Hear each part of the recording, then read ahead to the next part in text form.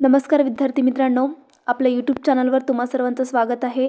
तर आजच्या व्हिडिओमध्ये आपण समाजसुधारक या विषयावरील अत्यंत महत्त्वाचे प्रश्न पाहणार आहोत. हे प्रश्न येणाऱ्या सर्व एक्झामसाठी खूप महत्त्वाचे असणार आहेत, त्यामुळे हा व्हिडिओ तुम्ही पूर्णपणे पहा. चला तर मग आजच्या व्हिडिओला सुरुवात करूयात. आजचा पहिला प्रश्न आहे, लोकहितवादी या नावाने कोणाला ओळखले जाते? तर कोणाला ओळखले जाते याचं उत्तर आहे ऑप्शन क्रमांक 2, गोपाळ हरी देशमुख यांना लोकहितवादी म्हणून ओळखले जाते. त्यांनी प्रभाकर वृत्तपत्रातून शतपत्रे लिहिली.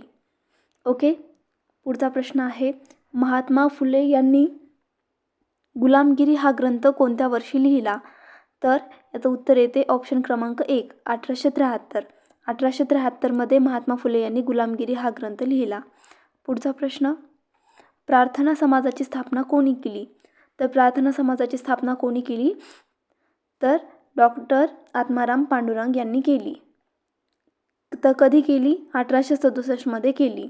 ओके, नेक्स्ट, विधवा विवाह उत्तेजक मंडळीची स्थापना कोणी केली?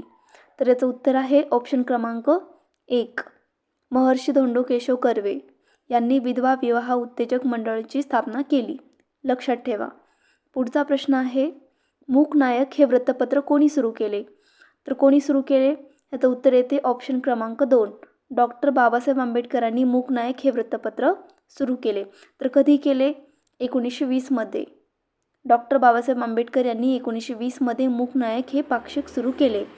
ओके, नेक्स्ट, केसरी वृत्तपत्राचे पहिले संपादक कोण होते? कोण होते? तर याचं उत्तर येते ऑप्शन क्रमांक 2, गोपाळ गणेश आगरकर. 1881मध्ये सुरू झालेल्या केसरी वृत्तपत्राचे पहिले संपादक गोपाळ गणेश आगरकर हे होते. ओके, नेक्स्ट, स्त्री पुरुष तुलना हा ग्रंथ कोणी लिहिला? तर याचं उत्तर येते ताराबाई शिंदे. ऑप्शन क्रमांक ब, ताराबाई शिंदे यांनी 1882मध्ये स्त्री पुरुष तुलना हा महत्त्वपूर्ण ग्रंथ लिहिला. हा प्रश्न खूप महत्त्वाचा आहे, त्यामुळे लक्षात ठेवा. पुढचा प्रश्न, महाराष्ट्रातील पहिल्या महिला शिक्षिका कोण होत्या? आपणा सर्वांना माहीतच आहे, महाराष्ट्रातील पहिल्या महिला शिक्षिका कोण होत्या? तर सावित्रीबाई फुले. नेक्स्ट, काय म्हटले? आर्य महिला समाजाची स्थापना कोणी केली? तर कोणी केली? याचं उत्तर येते ऑप्शन क्रमांक 3, पंडिता रमाबाई. पंडिता रमाबाई यांनी 1882मध्ये आर्य महिला समाजाची स्थापना केली. नेक्स्ट, दीनबंधू वृत्तपत्र कोणी सुरू केलं? तर कोणी सुरू केलं? ऑप्शन क्रमांक 2, कृष्णराव भालेराव. कधी केलं? तर 1877मध्ये. कृष्णराव भालेराव यांनी 1877मध्ये दीनबंधू वृत्तपत्र सुरू केलं. ओके, पुढचा प्रश्न, काय म्हटलंय? अनाथ बालिकाश्रमाची स्थापना कोणी केली? तर कोणी केली? ऑप्शन क्रमांक 1, महर्षी धोंडो केशव कर्वे यांनी. कधी? 1896मध्ये पुण्यात अनाथ बालिकाश्रमाची स्थापना केली. नेक्स्ट, काय म्हटलंय? सत्यशोधक समाजाची स्थापना कोणत्या वर्षी झाली? तर कोणत्या वर्षी झाली? 1873मध्ये झाली. कोणी केली असं म्हटल्यास त्याचं उत्तर येते महात्मा फुले यांनी. ओके, सत्यशोधक समाजाची स्थापना महात्मा फुले यांनी 24 सप्टेंबर 1873 रोजी केली. पुढचा प्रश्न, भारत सेवक समाजची स्थापना कोणी केली? तर कोणी केली? ऑप्शन अ, गोपाळ कृष्ण गोखले यांनी 1905मध्ये भारत सेवक समाजाची स्थापना केली. ओके, नेक्स्ट, ग्रामगीता हा ग्रंथ कोणी लिहिला? तर कोणी लिहिला? राष्ट्रसंत तुकडोजी महाराज यांनी लिहिला. पुढचा प्रश्न, मानवी समता या ग्रंथाचे लेखक कोण आहेत? तर कोण आहेत या ग्रंथाचे लेखक? तर त्याचं उत्तर येते ऑप्शन अ, धोंडो केशव कर्वे यांनी मानवी समता हा ग्रंथ लिहिला. पुढचा प्रश्न, कोणत्या समाजसुधारकांनी दलितांचे कैवारी म्हणून ओळखले जाते? तर कोणाला ओळखले जाते दलितांचे कैवारी? तर डॉक्टर बाबासाहेब आंबेडकरांना दलितांचे कैवारी म्हणून ओळखले जाते. ओके, हे प्रश्न खूप महत्त्वाचे आहेत परीक्षेच्या दृष्टीने. ओके, पुढचा प्रश्न, ज्ञानप्रकाश हे वृत्तपत्र कोणी सुरू केले? कोणी सुरू केले? तर कृष्णाजी त्रिंबक रानडे यांनी. पुढचा प्रश्न, महाराष्ट्रातील आद्य समाजसुधारक म्हणून कोणाला ओळखले जाते? तर त्याचं उत्तर येते ऑप्शन क्रमांक 1, महात्मा ज्योतिबा फुले. महात्मा ज्योतिबा फुले यांना आद्य समाजसुधारक म्हणून ओळखलं जातं. पुढचा प्रश्न, गुलामगिरी हे पुस्तक कोणी लिहिले? तर गुलामगिरी हे पुस्तक कोणी लिहिलेलं आहे? तर महात्मा ज्योतिबा फुले यांनी गुलामगिरी हे पुस्तक लिहिलेलं आहे. त्यांचं अजून एक पुस्तक आहे शेतकऱ्यांचा आसूड वगैरे. पुढचा प्रश्न, लोकहितवादी म्हणून कोणाला ओळखले जाते? तर लोकहितवादी म्हणून गोपाळ हरी देशमुख यांना ओळखले जाते. पुढचा प्रश्न, स्त्री पुरुष तुलना हा ग्रंथ कोणी लिहिला?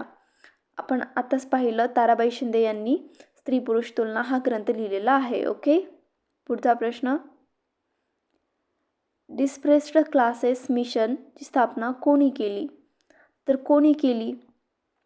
त्याचं उत्तर येते ऑप्शन ब, महर्षी विठ्ठल रामजी शिंदे. महर्षी विठ्ठल रामजी शिंदे यांनी अस्पृश्यता निवारणासाठी 1906 मध्ये डिप्रेस्ड क्लासेस मिशनची स्थापना केली. पुढचा प्रश्न काय म्हटलंय? Hindu ladies social and literary क्लबची स्थापना कोणी केली? तर कोणी केली? याचं उत्तर येते रमाबाई रानडे. रमाबाई रानडे यांनी Hindu ladies social and literary क्लबची स्थापना केली. पुढचा प्रश्न, ब्राह्मो समाजची स्थापना कोणी केली? तर ब्राह्मो समाजाची स्थापना कोणी केली? राजाराम मोहन रॉय यांनी. कधी केली? तर 1828 मध्ये ब्राह्मो समाजाची स्थापना केली. पुढचा प्रश्न, आर्य समाजाची स्थापना कोणी केली? तर आर्य समाजाची स्थापना दयानंद सरस्वती. ऑप्शन ब, दयानंद सरस्वती यांनी आर्य समाजाची स्थापना केली. तर कधी केली? 1875 मध्ये. त्यांचा एक संदेश महत्त्वाचा आहे, तो लक्षात ठेवा. त्यांनी काय म्हटलंय? त्यांनी वेदांकडे परत चला असा संदेश दिला आहे. ओके. नेक्स्ट, रामकृष्ण मिशनची स्थापना कोणी केली? तर रामकृष्ण मिशनची स्थापना कोणी केली? काय येईल या प्रश्नाचं उत्तर? तर ऑप्शन क, स्वामी विवेकानंद. स्वामी विवेकानंद यांनी 1897 मध्ये त्यांचे गुरु रामकृष्ण परमहंस यांच्या नावाने रामकृष्ण मिशनची स्थापना केली. ओके. नेक्स्ट, आधुनिक भारताचे जनक म्हणून कोणाला ओळखले जाते? तर लक्षात ठेवा, आधुनिक भारताचे जनक म्हणून राजाराम मोहन रॉय यांना ओळखले जाते. पुढचा प्रश्न, शारदा सदन आणि मुक्ती मिशनची स्थापना कोणी केली? तर कोणी केली? याचं उत्तर येते ऑप्शन क, पंडिता रमाबाई. पंडिता रमाबाई यांनी शारदा सदन आणि मुक्ती मिशनची स्थापना केली. पुढचा प्रश्न, सेवा सदन या संस्थेची स्थापना कोणी केली? तर सेवा सदन या संस्थेची स्थापना कोणी केली आहे? रमाबाई रानडे यांनी. ऑप्शन अ.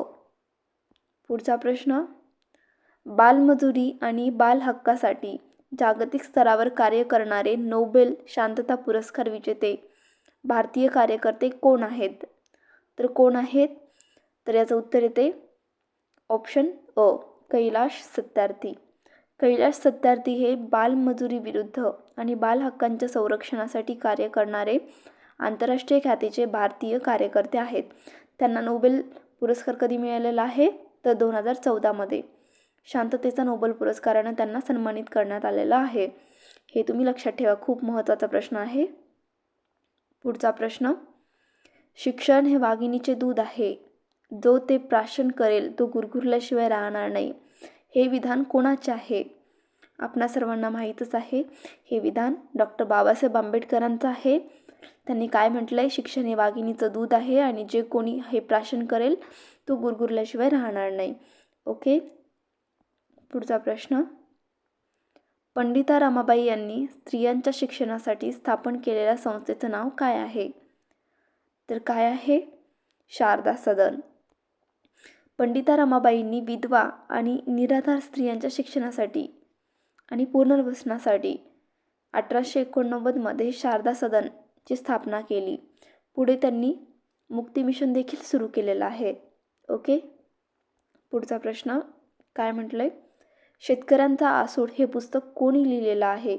तर याचं उत्तर येते ऑप्शन ब, महात्मा ज्योतिबा फुले यांनी शेतकऱ्यांचा आसूड हे पुस्तक लिहिलेलं आहे.